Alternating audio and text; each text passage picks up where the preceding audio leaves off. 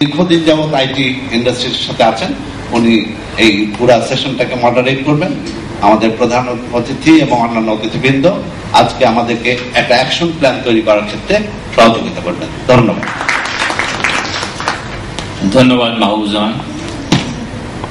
আমি আপনাকে আরেকটি বিশেষ কারণে ধন্যবাদ জানাতে চাই যে আমরা এই সভাটা প্রায় সময় মতো শুরু করতে পেরেছি। আমার মনে হয় এটা একটা আমাদের অ্যাচিভমেন্ট, এটা আমাদের বজায় রাখা উচিত।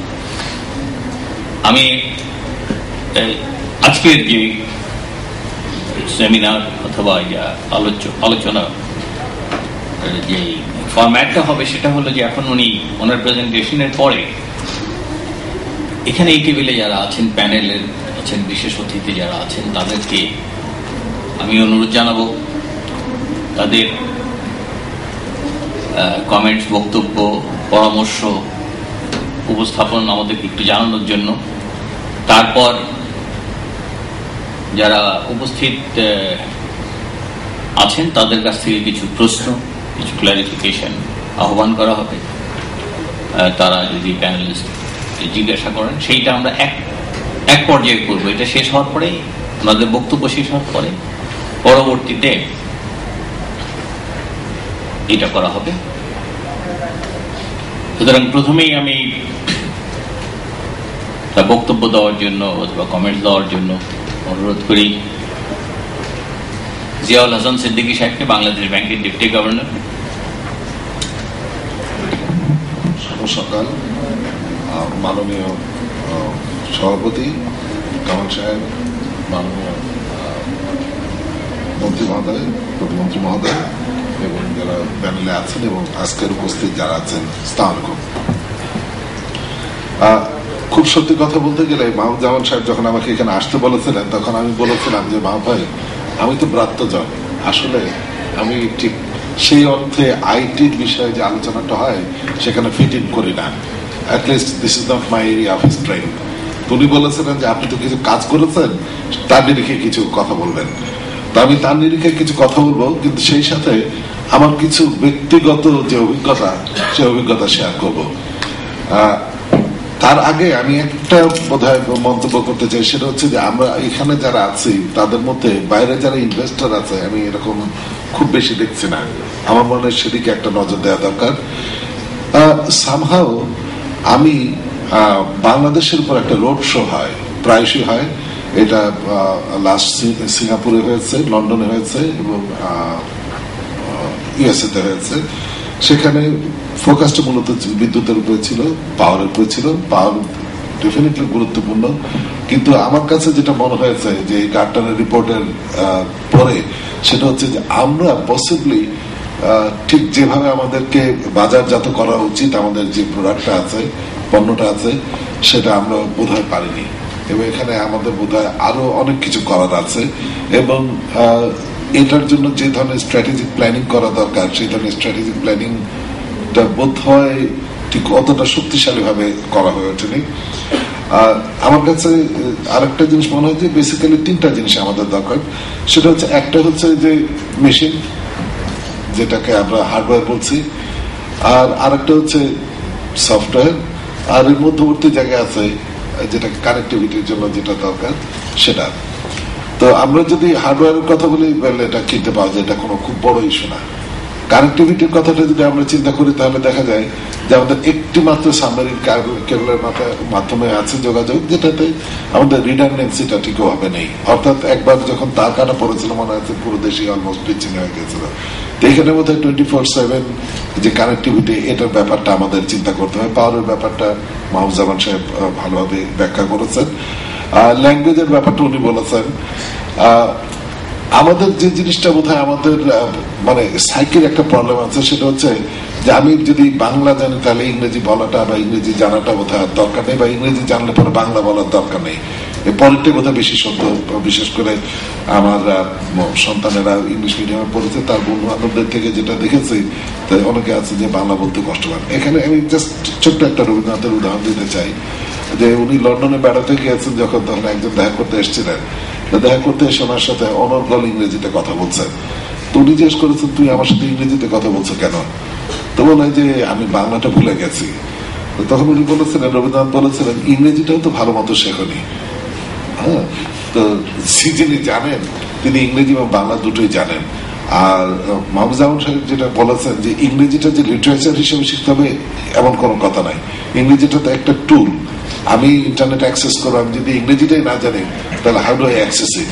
ওয়েল, বাংলায় আছে কিন্তু সেটা তো সীমিত। যতদিন পর্যন্ত ওই পর্যায়ে না পৌঁছেছে ততদিন পর্যন্ত আমার ল্যাঙ্গুয়েজে তো এই ধরনের পরিবর্তন, মানে ল্যাঙ্গুয়েজটা আমাকে শিখতে হবে।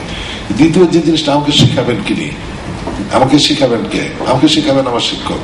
প্রশ্নটা হচ্ছে আমার শিক্ষক কতটা জানেন। হ্যাঁ, আর উনি জানেন না এটাতে বিস্মিত হওয়ার কিছু নাই, কিন্তু আমরা শিক্ষকদের শিক্ষিত করার জন্য বা শিক্ষকরা যাতে ছাত্রদেরকে উজ্জীবিত করতে পারেন তার জন্য আমরা কি করেছি। কাজে আমরা যদি শিক্ষকদের জন্য প্রাথমিকভাবে কোন একটা আইটি এনেবল প্রোগ্রাম করতে পারি, ট্রেনার্স ট্রেনিং প্রোগ্রাম করতে পারি, যেটার মাধ্যমে আমরা শিক্ষকদেরকে যদি বোঝাতে পারি যে ঠিক আছে এই সুবিধা আছে বা এইভাবে তোমরা তোমাদের ছাত্রদেরকে পড়াতে পারো, আপনারা আপনাদের ছাত্রদেরকে পড়াতে পারেন, তাহলে টিচারদের মাধ্যমে আমরা একটা ছাত্রদের কাছে পৌঁছে দিতে পারবো। ছাত্র ইন্টারেস্ট হবে, ছাত্ররা শিখতে শুরু করবে। একটা নলেজ বেস সোসাইটির জন্য যে ভিত্তিভূমি, যেটা সেই ভিত্তিভূমিটা তৈরি হবে। এই সাথে যেটা আছে সেটা হচ্ছে একটা ইনস্টিটিউট করার কথা, যেখানে মিড লেভেল এবং সিনিয়র লেভেল এক্সপার্ট, সিনিয়র বলবো না, এক্সপার্ট তৈরি করার কাজে আমরা ব্যবহার করতে পারি। সেই পর্যায়টা একটি আছে। তো ওভারঅল আমার কাছে মনে হয়েছে যে একটা, যেটাকে আমরা আজকালকে ম্যানেজমেন্ট বলি, স্ট্র্যাটেজিক ম্যানেজমেন্ট, সেটার ব্যাপারে বোধহয় আমাদের অনেক কিছু করার রয়েছে। আর এর মধ্যে আপনারা জানেন যে বাংলাদেশ ব্যাংকের পক্ষ থেকে কিছু করা হয়েছে ই কমার্সের, এটা আরেকটা সেশন আছে, সেখানে আলোচনা করা যাবে। আমরা ন্যাশনাল সুইচের জন্য আমরা টেন্ডার ফ্লোট করেছি, ই পেমেন্ট গেটওয়ে হবে, এবং সেখানেও আমরা অনেক দূরে গিয়ে গেছি, টেন্ডার ইভ্যালুয়েশনের পর্যায়ে গেছে। আমরা অটোমেটেড ক্লিয়ারিং হাউস করেছি, যেখানে আপনার চেক আর ফিজিক্যালি বুক করতে পারে না। কামাল সাহেব আমাকে একটু আগে জিজ্ঞেস করছিল যে ব্যাংকার যারা ইউজ করছেন তারাই অনেকে বলছেন যে আপনারা তো চেক স্ক্যান করে পাঠান। আপনি চিন্তা করে দেখেন যে আমাদের আইটি নলেজ বেসটা এরকম যে আসলে আমরা স্ক্যান করি না, যেটা করা হয় সেটা হচ্ছে ডিজিটাল ইমেজ নিয়ে ইমেজটা চলে যায়, এবং সেই ইমেজটার উপরে বাংলাদেশ ব্যাংকেও কিছুটা কাজ করা হয়, এবং সেটা বাংলাদেশ ব্যাংকের মাধ্যমে আরেকটি ব্যাংকে যায়, যেখান থেকে ক্লিয়ারেন্স হয়ে চলে আসে নিমেষের মধ্যে। তো এই ইউজারদেরই হচ্ছে এই অবস্থা। আরেকটা জিনিস আমি মানে ইয়ে করার জন্য বলবো, আপনাদেরকে নজরে দেওয়ার জন্য বলবো, সেটা হচ্ছে যে আমাদের যে সাইকিটা, এখানে বোধহয় একটা পরিবর্তন দরকার। আমরা বাংলাদেশ ব্যাংকে অটোমেশনের উপর প্রচুর কাজ করছি। আমার ধারণা যে আজকে থেকে 2 বছর পরে আপনি যখন বাংলাদেশ ব্যাংক দেখবেন হয়তো চিন্তা ভুল হবে যে এটা বাংলাদেশ, সেই বাংলাদেশ ব্যাংক কিনা। নানান ধরনের কর্মযজ্ঞ চলছে, কিন্তু এটা যেটা হয় সেটা হচ্ছে দুটো জিনিস প্রয়োজন। একটা হচ্ছে আমার ধৈর্য দরকার পরিবর্তনের জন্য, যে হঠাৎ করে একটা বিগ ব্যাং অ্যাপ্রোচ টাইপের। আর দ্বিতীয় হচ্ছে যে আমরা যাই পরিবর্তন করছি না কেন, একটা মজার জিনিস লক্ষ্য করছি, আমি হয়তো 95% বা 98% জিনিস কারেক্ট হচ্ছে, দুটো ভুল বেরোলো। ন্যাচারালি সফটওয়্যারের ওখানে আমার মডিফিকেশন দরকার পড়বে। লোকজন কিন্তু কনসেন্ট্রেট করছে ওই 2% উপরে, বলে ভাই কি করলেন, আপনারা এত কিছু করলেন, কিন্তু দেখা যাচ্ছে যে এটা তো আপনার এই সমস্যা তো রয়ে গেল। তাহলে ঠিক করতে পারলেন ঠিক বলেছেন যে ভাবখানার 2% কি করেছে। আমি যেটা মনে করি যে মেশিন আছে, মেশিনের কানেক্টিভিটি প্রশ্নটা আছে, এবং তার পিছিয়ে যিনি বসেন মানুষ বা জন, যিনি সবচেয়ে গুরুত্বপূর্ণ ব্যক্তি, তার সাইকিতে পরিবর্তন আনা দরকার। আমাদের শিক্ষকদের অ্যাটিটিউডে পরিবর্তন আনতে হবে, আমাদের ছাত্রের কাছে পৌঁছাতে হবে, আমাদের এক্সপার্ট তৈরি করতে হবে। এইভাবে সামগ্রিকভাবে এটাকে একটা অল আউট প্রোগ্রাম হিসেবে এটাকে চিন্তা করে সামনে এগিয়ে নিতে হবে। আর ধৈর্য ধরে আমার বক্তব্য শোনার জন্য, আমার মতো আমি অলমোস্ট অশিক্ষিত এই একটা ব্যাপারে, আমার বক্তব্য শোনার জন্য আপনাদেরকে অশেষ অশেষ ধন্যবাদ। ধন্যবাদ। যেটা করা মানে আমরা আশা করছি যে আজকে সেশনের পরে আমরা একটা অ্যাক্টিভিটি প্ল্যান তৈরি করার চেষ্টা করব, যে আমাদের পরবর্তী পদক্ষেপ কি হওয়া উচিত, কি করা উচিত। যেমন আমরা বলে আসছিলাম যে আমাদের বড় ধরনের ইমেজ প্রবলেম আছে, কেউ আমাদেরকে দিতে চায় না। এখন দেখা যাচ্ছে যে একটা অ্যাকসেপ্টেন্স আছে ইন্টারন্যাশনাল কমিউনিটির, অন্ততপক্ষে কনসাল্টিং গ্রুপের, যে এখানে দেওয়া যেতে পারে। তো সেটাকে ধরে রাখা এবং সেটাকে আরো শক্তিশালী করা জন্য চেষ্টা করতে হবে। আমি এই পর্যায়ে আমাদের সঙ্গে আছেন কম্পিউটার কাউন্সিলের এক্সিকিউটিভ ডাইরেক্টর, তাকে একটু কিছু বলার জন্য অনুরোধ করব। ধন্যবাদ।